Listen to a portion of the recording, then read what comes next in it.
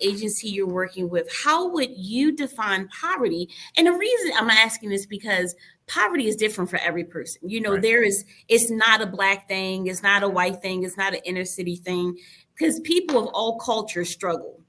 They're just humans, right? And so, how would you define poverty? And in your background, your history from DHCD or any other agency, in just life, what are some variables have you found to be prevalent to having people, unfortunately, living in that state? Well, and I guess that's a great question. And I want to go back to something you said first. You look at the poverty rates from county to county, and if I'm a family who's in that 9%, the percentages don't matter, right? So any one resident, any constituent in Baltimore County that's experiencing a lack of an ability to move forward and find success on their terms is going to be problematic. And you really, the theme I'm going to keep coming back to, and we really think about this a lot at DHCD, is we have to use data. There's a lot of mythology around poverty. There's a lot of misunderstanding of some of the facts and how different support programs work. So we have to go back and look who's being impacted disproportionately. Baltimore County's started to do more research on our numbers, making those numbers public in a variety of ways to say, this is where we're doing better. This is where we need to do a lot of work. And I guess throughout my career, I've had the opportunity to oversee homeless services in Baltimore City.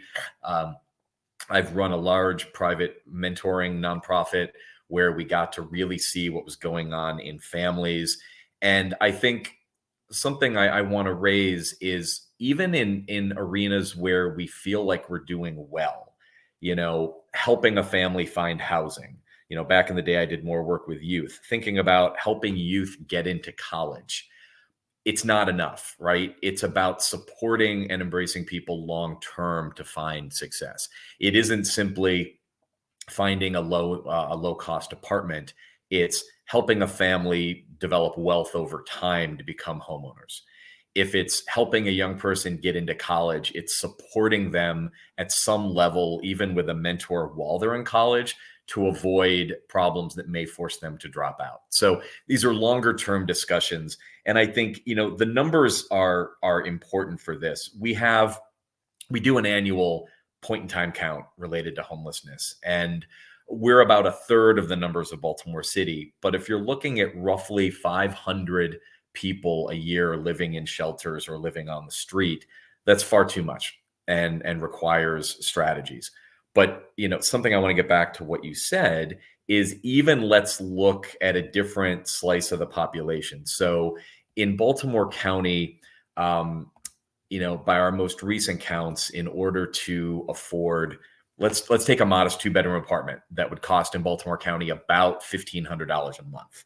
So that would mean you would need to make, for that family, you'd need to make about $62,000 a year, or just under $30 an hour, in order to afford that apartment without being what we call rent burdened.